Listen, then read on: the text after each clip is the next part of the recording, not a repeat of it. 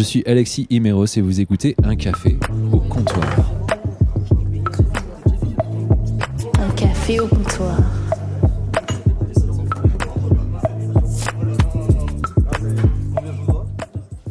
Mon invité du jour a commencé sa carrière à l'âge de 17 ans, à La Rochelle, en qualité de chanteur dans un groupe de punk rock auquel il en manquait un.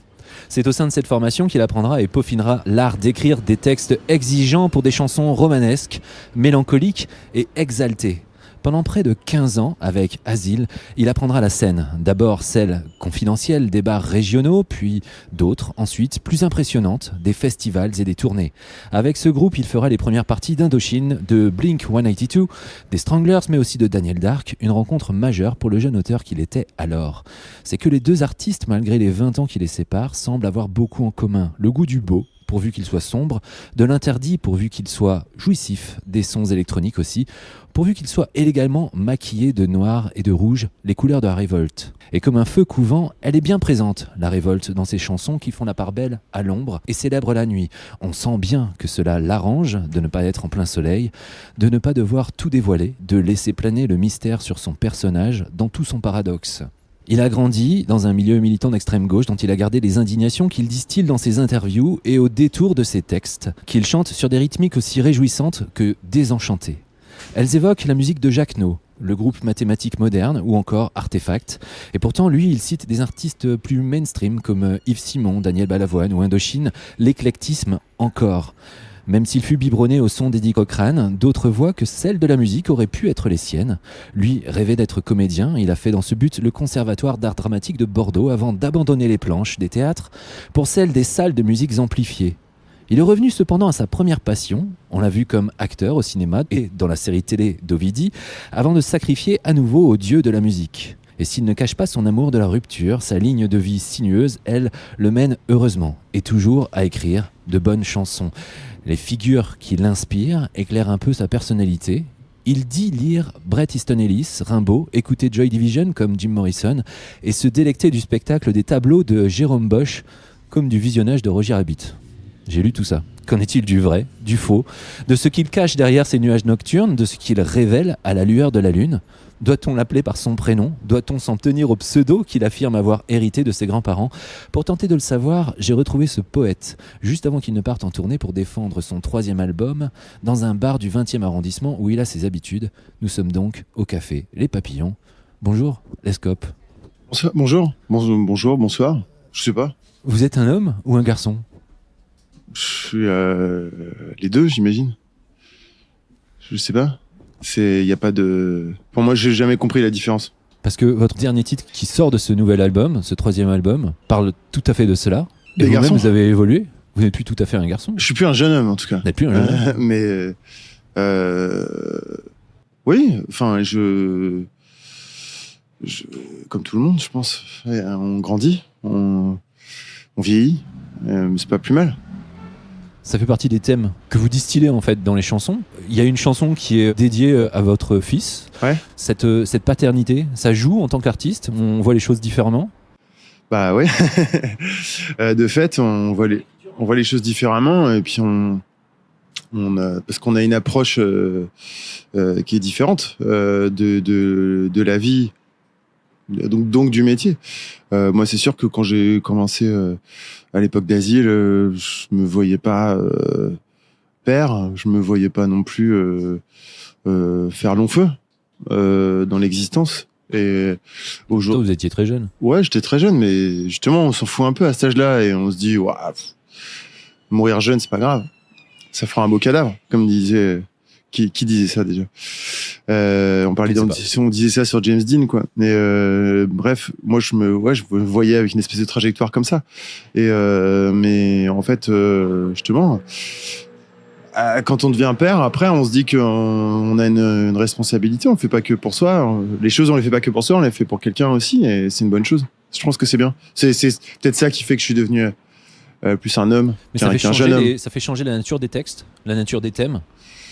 Peut-être un peu. Bah, c'est sûr que cette chanson Effrayée par la nuit, je l'aurais jamais écrite si j'avais pas été père. Mais ça, après, moi, je pense que je continue de peaufiner mon geste comme un artisan et de d'aller toujours dans des thèmes qui sont les miens, qui sont souvent des thèmes un peu mélancoliques, et où aussi il y a une certaine, ils sont empreints d'une certaine Une lumière violence. dans la noirceur en même temps. Oui, une lumière dans la noirceur, exactement. Mais parce que je pense que tout ce qui m'intéresse, c'est là-dedans. Moi, il y a rien qui me déprime plus que les gens trop solaires. Là. Ils me dépriment. Je sais pas, que les gens qui vous parlent que de bien-être, C'est pas dans le développement où personnel. tout a l'air positif et tout a l'air. Non, mais pourtant C'est super. je fais de la méditation, mais et d'ailleurs mon fils aussi il en fait. Mais on en fait tous les deux. Mais les gens qui On va se méfier du positivisme. Pardon? Se méfier du positivisme. Du positivisme, je sais pas, mais de la pensée positive, oui. Il faut se méfier de. Enfin, je pense que les gens qui essayent de tout transformer en truc positif, je les crois pas. Enfin, il y a quelque chose de. C'est une escroquerie, quoi. C'est une escroquerie. Il y a pas que du bon dans le monde. Et sinon, ça donnerait aucune valeur aux bonnes choses et aux bonnes personnes. Donc, faut accepter que le monde a sa part d'ombre et de violence. Est-ce que l'artiste, il a pour vocation de réparer un peu ça? C'est-à-dire, je pense à l'artiste en général, pas que vous, mais ça fait partie également de votre mission, de faire en sorte que le monde, de montrer sa noirceur, mais en même temps de montrer le côté un peu, on peut réparer ça. D'une certaine manière, oui. Après, on va pas. Je pense que. D'ailleurs, c'est aussi ça. Voilà, on peut pas tout changer. Et puis, c'est peut-être aussi ça que j'apprends en vieillissant. C'est que peut-être il y avait des choses que j'étais jeune, j'étais très naïf. Je pensais peut-être que j'allais être de ceux qui changeraient le monde et qui bon. Tout en désirant une trajectoire courte. Ouais, mais peut-être que justement. C'était le gang des 27 là. Le gang des 27. Ouais. Non, j'étais un peu, j'avais commencé, j'étais un peu parti pour faire ça, ouais, pour être dans le club des 27. Mais je. Et donc vous avez quitté, enfin il y a toute cette ambivalence finalement entre une certaine, une fois dans le no futur, c'est assez marrant de dire ça finalement, une fois dans le no futur, et passer par peut-être un peu d'autodestruction, ce qui est évoqué dans certains thèmes de chansons. Et en même temps de se dire ben si on va faire danser les gens et on va tenter de leur apporter un peu de joie. Mais je pense que c'est au final ce métier m'a rendu joyeux et je me suis rendu compte que ça pouvait aussi donner du bonheur aux gens et je pense que ça c'est peut-être ce que j'ai fait de plus révolutionnaire. Même si, voilà, moi j'ai comme tu disais tout à l'heure, j'ai grandi dans un milieu de militants. Mes parents étaient militants d'extrême gauche. Et c'est important l'engagement ? Non. Non. Pas pour moi, non. D'accord. Non. C'est une conviction personnelle. C'est des convictions personnelles, mais c'est pas. En tant qu'artiste, c'est pas. Je pense que pourtant vraiment je connais ça très très bien parce que j'ai milité très très jeune et dès 14-15 ans. Donc je connais ça très bien. Mais bizarrement, je pense pas que ce soit uniquement les changements de société arrivent pas seulement comme ça. Ils arrivent ça participe. Non. Des fois ils arrivent brutalement, des fois ils arrivent autrement. Il y a aussi des gens, d'autres gens qui changent le monde. Moi, je connais des gens. C'est marrant parce que je me suis rapproché. Enfin, j'ai retrouvé un ami de La Rochelle qui est tout l'inverse d'un militant et qui est tout l'inverse de quelqu'un d'exalté et de peut-être un petit peu vindicatif comme moi j'étais quand on s'est connus. On s'est connus au lycée. Et lui, il a une trajectoire complètement différente et c'est vraiment, ça a toujours été une bonne personne et quelqu'un de très calme, très doux et comme moi j'étais pas. Et très très bien élevé comme moi j'étais pas et je pense qu'à sa manière il contribue à rendre le monde meilleur et au moins il a pour lui que il a jamais fait de conneries contrairement à moi. C'est quoi les conneries? On a le droit de les dire ou pas? Non, bah, j'ai fait plein de conneries, mais je vais pas toutes les raconter. Je comprends. Mais non, mais je sais pas, mal se conduire. Moi, pendant des années, quand j'étais plus jeune, j'étais persuadé que de mal se conduire, c'était une forme de subversion, que c'était bien, que c'était cool. Et aujourd'hui, je crois plus à ça. La subversion, c'est pas également d'être artiste finalement, et puis de se dire j'ai envie de mener ma vie comme je l'entends. Souvent dans les cafés, il y a plein de gens, ils sont en train de travailler avec leur laptop juste devant. On est dans une culture de la win. Ouais. Et être artiste, c'est un travail hyper dur, c'est un engagement, c'est un sacerdoce. Ouais. Vous le vivez comment? Moi, bien, c'est un métier que j'aime. Après, c'est un métier qui comporte ses hauts et ses bas et qui est compliqué parfois à gérer. Des fois, c'est compliqué. Parce que vous faites pas la course au top 50? Un peu. Si, d'une certaine manière. Mais... Non, je vais être franc. On sent que ce que vous faites, ça vous plaît. Vous n'êtes pas en train de vous dire, j'ai calculé ce truc pour que ça fasse un tube. C'est ça que je... marché. Mais voilà. non, bien sûr, mais en même temps, c'est pas parce que je fais pas ça. Effectivement, j'ai jamais fait ça, et c'est ça qui fait qui rend les carrières compliquées. mais j'ai jamais fait ça, mais ça veut pas dire que j'ai pas envie d'en faire des tubes. Et d'ailleurs, c'est pas dire que j'en ai pas fait, parce que j'en ai fait. Mais il faut. Mais moi, je préfère me planter avec quelque chose que j'aime que de réussir avec quelque chose que j'aime pas. Et bon, après, j'aime encore plus réussir avec quelque chose que j'aime. Et parce que même si j'ai eu des parents qui étaient d'extrême gauche, ça n'empêchait pas que c'était des gens très élitistes. Et mon père était quelqu'un de très élitiste. Enfin, il est toujours d'ailleurs. Et la réussite, c'était quelque chose d'important chez nous. Et réussir intellectuellement, s'épanouir. Et peut-être transfuge de classe un peu. Ouais, peut-être qu'on était des transclasses comme dit Bégodeau, mais c'est aussi une idée aussi qu'avaient mes parents de montrer au système qu'on n'a pas besoin de lui, qu'on a besoin de lui, mais que ce n'est pas réservé à une élite. C'est pas réservé à une élite. L'excellence, c'est pas réservé à une élite.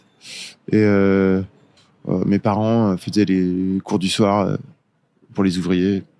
Enfin, il y avait tout le savoir, la connaissance, le fait de toujours apprendre, c'est quelque chose de très important dans mon histoire familiale. Ouais. Et vous avez appris à faire des chansons et des bonnes chansons en plus. Ouais, mais j'ai appris tout seul, tu vois. En plus, j'ai vraiment fait c'est étrange parce que j'ai vraiment fait le métier pour lequel j'étais le moins doué et puis celui que j'ai absolument pas appris, tu vois. Donc ça, c'est mon côté. Ça fait partie des contradictions. Ouais. Et moi, j'avais appris, j'avais fait un conservatoire, comme tu disais tout à l'heure, et d'art dramatique. D'art dramatique, ouais. Et je me destinais plutôt à être ça, être comédien. Et puis, finalement, j'ai fait autre chose. Et c'est tant mieux. Mais c'est toujours là, et puis ça vient de temps en temps. Ouais. On va faire un vrai ou faux. Un café au comptoir. Vrai ou faux? En vrai, ce qui craint chez Mylène Farmer, ce sont ses fans. C'est moi qui ai dit ça. Il paraît.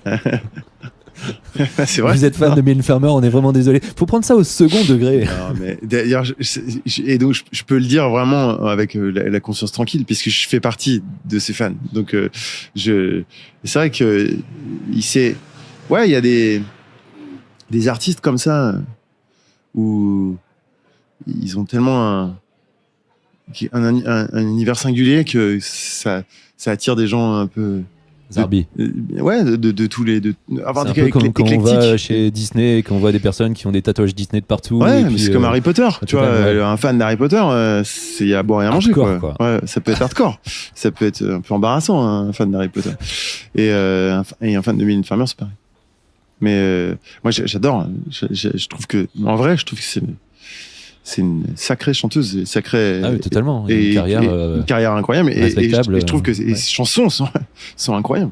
Oui. D'ailleurs, je voulais, on m'a demandé une reprise il y a pas longtemps. Je voulais reprendre Californie, mais j'ai essayé. Ça va très haut. Ouais, je me suis. C'est sexy. Je vais pas le faire le truc. Voilà, c'était très bien. C'était pas mal. Mais je me suis un peu déballonné. Je vais pas y arriver. Je le sens pas. Vrai ou faux? C'est des questions très, très sérieuses, attention. Vrai ou faux, vous n'avez pas d'abdos? Ah bah complètement vrai. J'ai pas d'abdos. J'aimerais bien. Hein. Moi, j'aurais rêvé d'être gaulé comme Mick Jagger, tu vois. Ça aurait été ça mon kiff. Mais voilà. Iggy Pop. Ouais, et Mick Jagger. Jagger. Mick Jagger, je trouve qu'il est mieux. Parce que Iggy Pop, on a un problème de hanche quand même. Mais donc, non, je voudrais pas avoir la hanche de Iggy Pop. Mais Mick Jagger, je trouve qu'il est bien foutu. Et il continue. Et Salut Mick, parce qu'il nous écoute, évidemment. Ah, oui, évidemment. Vrai ou faux, plus jeune, vous aviez une passion pour les stratégies militaires et les uniformes. Ouais, toujours maintenant. Ça se voit pas. Pas trop. Pas aujourd'hui. Ah. Non, mais ma mère vient d'une famille de militaires, donc mon grand-père était militaire.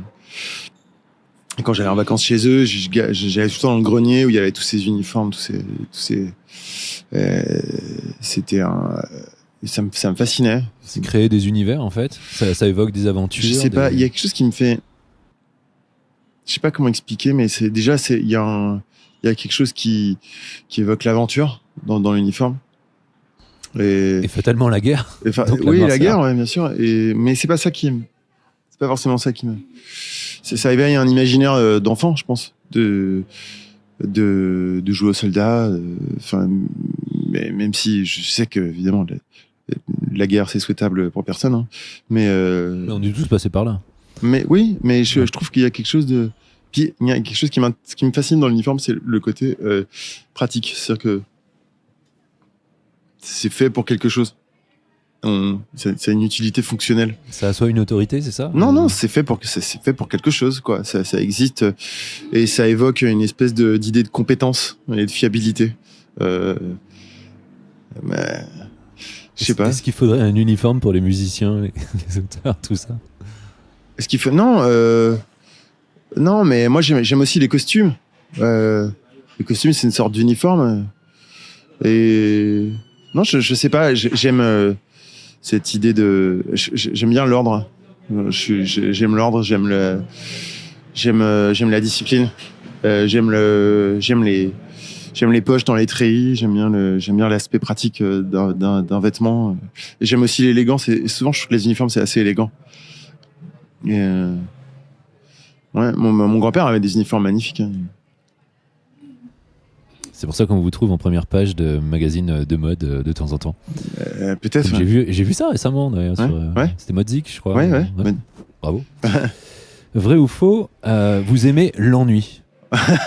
Non ? Faux ? Non, si c'est vrai. Non, mais j'aime pas ça, mais j'aime pas ça, mais on a besoin de l'ennui. Sans ennui, il n'y a pas de rêverie, peut-être. Je l'aime pour ce qu'il déclenche. C'est vrai, quand on s'ennuie, on crée des choses. Et donc, ça donne envie de créer. Si on est tout le temps rassasié, c'est comme de dire j'aime avoir faim. Ou j'aime avoir envie d'éternuer, parce qu'on sait que derrière, on va éternuer et ça va te secouer la tête, là, comme ça. Il y a peut-être des personnes qui sont un peu addictes à ce truc. Je crois que j'en fais partie. Ouais, ou non, mais il y a toutes sortes des trucs comme ça où l'ennui crée du désir. C'est ça qui m'intéresse chez lui. L'ennui crée du désir. Oui, c'est bien. Ouais, on se sent s'échapper du vide. Donc, on a une appétence vers autre chose. Et il faut créer ce autre chose. C'est quoi créer alors ? C'est ça, c'est faire des chansons, par exemple, en ce qui me concerne. Mais ça aurait pu être autre chose. Mais moi, je sais que c'est en m'ennuyant que j'ai écrit des chansons. Vrai ou faux, vous avez de la peine pour les robots ? Non, je trouve que... c'est-à-dire qu'ils me font de la peine, les robots, quand ils essaient d'imiter... C'est l'intelligence artificielle, là. Je me dis, mais... C'était ça le sujet quand vous parliez de cette je trouve ça... je veux dire que les robots qui veulent ressembler à des humains, je leur dis, vous allez être déçus, les amis. C'est pas... Je trouve qu'un robot... pourtant, j'adore les robots. On met ont-ils du désir, hein, finalement si ce n'est que celui qu'on leur donne. Ça, c'est... Qu'on leur insuffle. C'est ce que l'intelligence artificielle nous dira. On verra. Peut-être qu'ils finiront par avoir du désir. Et ça, c'est un truc qui me travaille, par exemple. Est-ce que les robots d'intelligence artificielle, ils finiront par avoir du désir, une appétence, peut-être, hein. Mais ils me font de la peine quand ils essayent de copier les humains. Je trouve que c'est un peu... Voilà, je trouve ça dommage. C'est bizarre quand même. On avance dans un monde où c'est...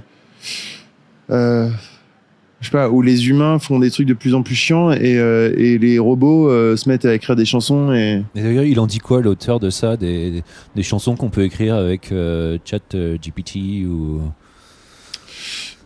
Écris-moi une chanson, Mais façon c'est- Lescope. bah, je me dis, c'est là qu'ils me font de la peine les robots, c'est que je me dis bon, bah, j'ai demandé à Pas ChatGPT personnalisé. j'ai demandé à ChatGPT l'autre jour d'écrire une chanson, d'écrire un texte à la manière de Lescope. Bah, c'était pas terrible. Tu lui as donné plusieurs textes et puis ensuite il les a... Non, et rédigés. j'ai rien dit. Je lui ai dit, est-ce Rien que dit. tu peux m'écrire un texte à la manière de Lescope? Mais je voyais où il voulait en venir, mais c'était pas très pertinent.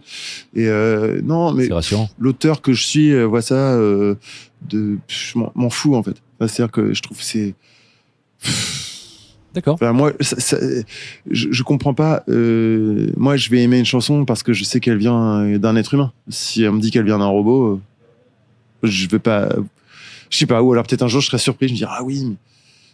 Moi, j'aime Kraftwerk parce que c'est des êtres humains qui. Il y a une humanité. Oui, voilà, mais c'est des êtres humains qui faisaient semblant d'être des robots ou qui se fictionnalisaient en tant que robots. Klausnomi aussi, un peu, dans les... Klausnomi, également, un ouais, peu. carrément, ouais. Non, mais il y en a plein. Yellow Magic Orchestra, c'est un peu, il y a un côté robot Ouais. comme ça aussi, où j'aimais aussi, enfin, tous les, ou Space, des groupes comme ça, il y avait, on imitait un peu les robots et il y a dans la musique électronique, il y a Et aussi même plus ce récemment, les Daft côté Punk, rassurant. d'ailleurs. Il y a quelque chose de rassurant C'est dans la leur musique casque. électronique. Ouais. Les Et Daft l'humanité, Punk. c'est ce qu'on vient chercher dans l'art, peut-être. Tout simplement. Bah oui, moi je pense qu'on peut pas. C'est touchant. Enfin, si on me disait que Walk on the White Side, ça a été écrit par un robot. Je vais vous rassurer, non. Oui, voilà. Voilà. Mais c'est pour ça que c'est intéressant cette C'est pour chanson. ça que C'est c'est pour ça qu'elle est intéressante. C'est parce qu'il n'y a pas de. C'est parce qu'il parle voilà, il se raconte lui et les gens de la Factory, d'Andy Warhol. Et c'est ça qui fait rêver. S'il nous parlait de boulons et de. Donc ce troisième album, Rêve Parti, j'ai l'impression, à l'écouter, que, il n'a pas été fait dans une factory, il n'a pas été fait par des robots, et c'est un peu, j'allais dire, un retour aux sources. J'ai l'impression que c'est un nouveau premier album. Complètement, ouais. C'est un nouveau premier album dans le sens où à la fin du premier album, j'ai cassé mon château de sable et pour en reconstruire un plus costaud. Et puis surtout, je me suis rendu compte que à un moment, j'ai essayé d'écouter les gens autour de moi qui disaient qu'il fallait que j'essaye tel ou tel truc, que fallait que je me renouvelle, qu'il fallait que je surprenne les gens avec un son complètement différent et tout ça. Et à un moment, je me suis rendu compte qu'en fait, ça, c'était pas moi. Que moi, je suis quelqu'un qui, voilà, comme je disais tout à l'heure, je suis un artisan qui peaufine son geste. Et Même dans la façon de chanter. Pour préparer cette interview, j'ai réécouté tous vos titres. Je me suis dit, mais en fait, on est plus proche de la façon de chanter du premier album que du deuxième. oui, peut-être, ouais. Et c'est même. Alors souvent, il y a des chanteurs qui vont avoir une voix un peu plus grave avec l'âge. Et vous, non. Non, ouais. En fait, on va taper un peu dans les aigus. Il y a eu du travail même à ce niveau-là. Ouais, mais aussi parce C'est que conscient, inconscient, c'est chercher, c'est ben, c'est militaire. c'est aussi parce que les personnes avec qui je travaillais avant m'empêchaient de faire ça. Chanter plus haut, avec une voix plus fragile, plus chanter en fait. Plus chanter. Ouais. Et je sais pas, dès que je faisais ça, ils me disaient ah ouais, mais non, c'est pas C'est pas les scopes, c'est pas, oui voilà, ça va pas avec le personnage. Et en fait, moi je pensais que ça allait, mais c'est impossible de faire quelque chose devant des gens qui sont pas convaincus. C'est difficile d'être soi-même convaincu devant des gens qui vous regardent avec une moue dubitative. Donc je faisais pas. C'est difficile de pas être maître à bord finalement. Ouais, et en fait c'est pour ça que c'est un nouveau premier album, c'est que maintenant je suis maître à bord. J'ai tout cassé pour tout reconstruire et j'ai changé d'entourage, de personnes, de gens autour de moi qui étaient toxiques, qui m'empêchaient d'avancer quoi. Et Ça va loin en fait. Dans le propos. mais il y a beaucoup de gens toxiques dans la musique. Sans doute. Je pose des questions moi. Ouais, non mais J'en suis parti, j'ai fait 10 ans là-dedans Ouais, et je ouais. me suis barré quoi. ouais. Mais oui, ouais, je peux comprendre. Ouais. C'est malheureusement, c'est un milieu qui évoque la liberté pour beaucoup et qui invoque la liberté aussi. Mais malheureusement, il est truffé de personnes comme ça, toxiques et pas très inspirantes. Il faut s'en éloigner. Et l'inspiration, est-ce qu'elle vient dans des cafés comme celui-ci, pour vous? Parce que, donc, ça s'appelle Un café au comptoir, ce podcast que vous écoutez et auquel nous participons. Et moi, ce qui m'intéresse, c'est de savoir, en fait, d'où elle vient l'inspiration, comment ça naît. Est-ce que l'artiste, l'auteur que vous êtes, écrit dans des cafés? Est-ce que pas du tout? Est-ce que Plus maintenant, je l'ai fait à une époque, ouais. Mais non, plus maintenant. Maintenant, j'aime bien écrire chez moi. Non, j'écris plutôt chez moi. Des fois, un peu dans le train, quand je prends le train. En ce moment, je n'ai pas trop le temps d'écrire parce que je suis en promo et j'ai pas la tête à ça. Mais oui. Non, j'écris plus trop dans les cafés. Mais il faudrait que je m'y remette un peu. Mais peut-être il faudrait aller ailleurs. J'aimerais bien peut-être. Il faudrait que j'aille dans d'autres cafés. Je sais pas, à Varsovie, à Berlin, à Londres, à Ljubljana, pour écrire peut-être d'autres chansons. Qu'est-ce qui serait différent là-bas? C'est le regard qu'on a sur les autres personnes. Est-ce que ce sont les autres personnes, les personnes autour de soi qui nous paraissent différentes et nous attirent ou nous inspirent? People are strange when you're a stranger. Comme disait Jim Morrison. Et qui nous écoute pas, mais qui dort pas loin. Qui dort pas loin. Et il est pas très loin du tout. Il est pas très loin. Il perd la chaise. Et non, mais être un étranger, c'est une bonne. C'est bien d'être un étranger. Mon premier album, les Scopes, j'ai vraiment commencé à être les Scopes à l'étranger, à Londres. Et je pense que c'est bien d'aller à l'étranger, d'être un étranger pour les autres, d'être différent, de se confronter à l'altérité et d'être sorti de son contexte dans lequel on a ses habitudes et tout ça. Et c'est une bonne manière c'est inspirant. Ouais. Vous avez besoin de ça pour écrire, d'être un personnage? Je précise ça parce que là vous dites je suis devenu l'escope à Londres. Moi j'ai lu des interviews, il y a des personnes qui vous disent hey, Mathieu, et puis parce que c'est votre prénom. Et puis quelquefois c'est marqué Mathieu Lescope, ce qui veut absolument rien dire au final, parce que finalement c'est pas vrai votre nom de famille, mais c'est devenu le personnage. Comment vous gérez tout ça? Bon, il a des questions à la con, celui-là. Non. Pourquoi suis-je là? Je gère ça d'une manière très simple. L'escope, c'est un avatar de moi. C'est mon visage de chanteur. Et Mathieu Lescope, c'est comme ça que je suis mentionné comme acteur. Et Mathieu Pedupin, c'est le reste de ma vie. C'est celui qui paye les impôts. Lescope aussi, il n'en paye des impôts. Je veux te dire. Non, mais en vrai, tout ça, c'est des déclinaisons de la même personne, quoi. Mais il n'y a pas besoin de ça pour écrire. De se mettre dans la peau d'un personnage. Oh non, je me mets jamais dans la peau d'un autre. À part celle de Roger Rabbit. Mais... non, je voulais juste revenir sur cet album. Moi, que je trouve particulièrement réussi. Il y a très peu d'artistes français qui donnent à la fois de la matière à réfléchir et de la matière à danser. Et il y a ça là-dedans, dans cet album. Ça aurait pu être dans une playlist pour le Catabar ou pour tout bar rock. Et en même temps, on peut l'écouter dans sa voiture. Et en même temps, on peut l'écouter chez soi, la nuit, n'importe quand. Ça donne à réfléchir. Aujourd'hui, vous inscrivez où dans ce panorama de la chanson française? À part, dedans? Dans le panorama de la chanson française? Ouais. D'une manière générale? Ouais. Je suis un peu un genre d'outsider, je dirais. Mais je suis là, mais je suis pas là, comme je dis dans ma chanson. Je suis le plus connu des moins connus ou le moins connu des plus connus, quoi. Je sais pas. Un truc comme ça, quoi. Ça se travaille. Parce que là, en ce moment, vous êtes un peu dans plein de médias. Ouais. C'est chouette. Bien sûr. Oui, c'est chouette, ouais, mais je revendique ma punkitude, enfin, je revendique ma marginalité dans ce milieu. Enfin, je la revendique. Je l'assume, disons. Enfin, voilà. Non, mais je suis pas, je suis pas totalement indé. Et je suis pas non plus mainstream. Donc, Daniel Dark, qui a compté pour vous ouais. dans votre carrière, il était un peu comme ça. Peut-être, ouais. Et lui, il a plus écrit pour de la variété que moi. Hein. En même temps, vous avez que 45 ans. C'est-à-dire, il vous reste encore pas mal de temps pour écrire pour d'autres. Pour faire de la variété. Mais oui, non, mais enfin, je veux dire, Daniel, il était un peu électron libre aussi. Qu'est-ce qui vous rapproche de lui et qu'est-ce qui vous différencie de lui? Ce qui me rapproche de lui, je pense que c'est une certaine exigence au niveau de l'écriture, des goûts pour la lecture, pour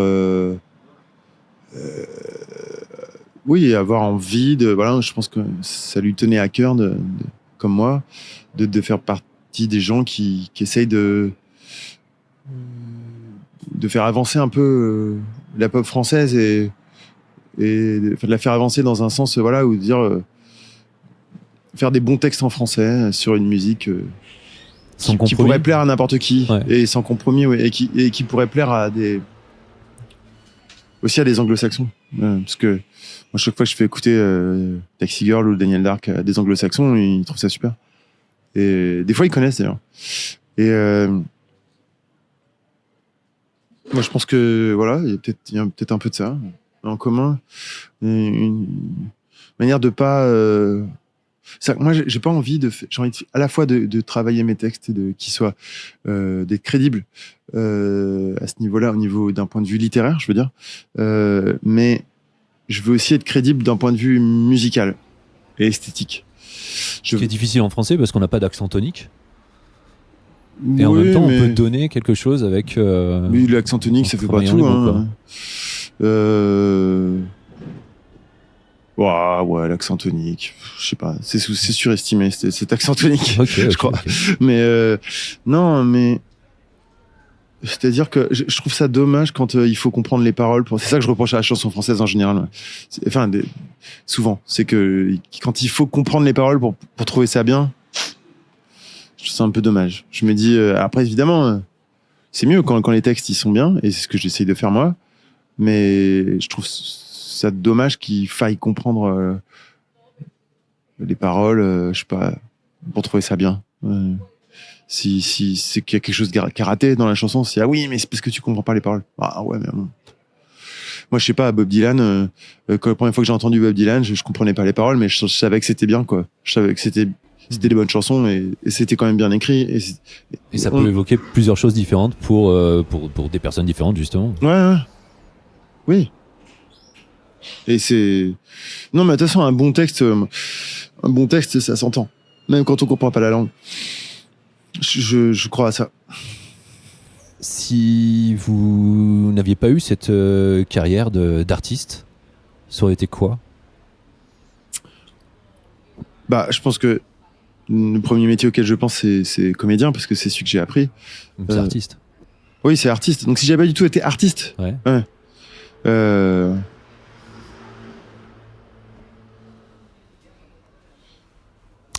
C'est pas grave. Non, peut-être prof. Pour ça. Je trouve prof, c'est pas mal. J'aurais bien aimé être prof. On va imaginer que vous décidiez de tenir un café, un bar. Totalement, c'est de la fiction. Mais j'ai 3 questions à vous poser pour voir si vous pouvez passer le CAP de barman. C'est quoi un Charles de Gaulle? Je sais pas. C'est un cocktail? Non, c'est quoi? Je pourrais, mais non. Je sais pas ce que c'est. C'est ce tire-bouchon qui lève les ailettes, qui lève les bras comme ça. Ah ouais. Voilà. C'est un Charles de Gaulle. Je vous ai compris. Ouais, c'est exactement, ça fait référence à Charles de Gaulle. C'est quoi verser une bière à la tchèque? Ça, je sais pas. C'est quand vous faites une pression. Quand on laisse couler un peu avant et que... Pas du tout. C'est-à-dire souvent on met le verre à 45 degrés, on le laisse plat à 90. Okay. Ça fait plus de mousse. Ouais. C'est à la tchèque. D'accord. C'est des savoirs inutiles absolument importants. Et pourquoi on sert un verre d'eau avec un café? Je sais pas. Parce que ça donne soif, le café. Ça donne soif. Parce que quand on boit un verre d'eau après avoir pris un café, les arômes du café se dégagent mieux dans la bouche. Ça exhale. Comme avec le whisky. Je sais pour le whisky. Ça marche pour le whisky? Non, je sais qu'il faut. Je sais pas, les amateurs de whisky disent qu'il faut rajouter une petite goutte d'eau pour exhaler C'est bien, ça me fait une question de plus à poser pour que les prochaines personnes. Oui, je sais plus, il y a un truc avec ça. On m'avait expliqué ça une fois, mais comme j'avais bu du whisky, je l'ai oublié. Merci beaucoup, Lescope. Merci. Je rappelle donc ce 3e formidable album, Rêve Parti. Ouais. Parti pas comme la. Qui est parti. Il est parti. Qui s'en est allé. Pas comme une partie, pas comme la fête. Rêve Non. Parti. Et c'est un super jeu de mots d'ailleurs. Ouais. Hein, parce que rêve, c'est comme le rêve, celui dont on rêve. Et en tournée pendant un bon moment. Je sais pas encore jusqu'à quand, mais c'est parti pour un moment là, je pense. Merci beaucoup. Merci. Vous avez écouté Un café au comptoir. Petit mot habituel de chaque fin de podcast, eh bien, allez sur Apple Podcast, mettez 5 étoiles, c'est encore mieux. Et puis surtout, laissez-nous un petit mot pour expliquer comment c'était bien ce podcast, comment vous l'avez aimé. Vous mettez n'importe quel pseudo, on s'en fout. En tout cas, nous, ça nous offre de la visibilité. Allez partager ce podcast avec vos amis, vos collègues, votre famille, allez, qui vous voulez. En tout cas, merci d'être ici et à très très très très bientôt pour un nouveau café au comptoir.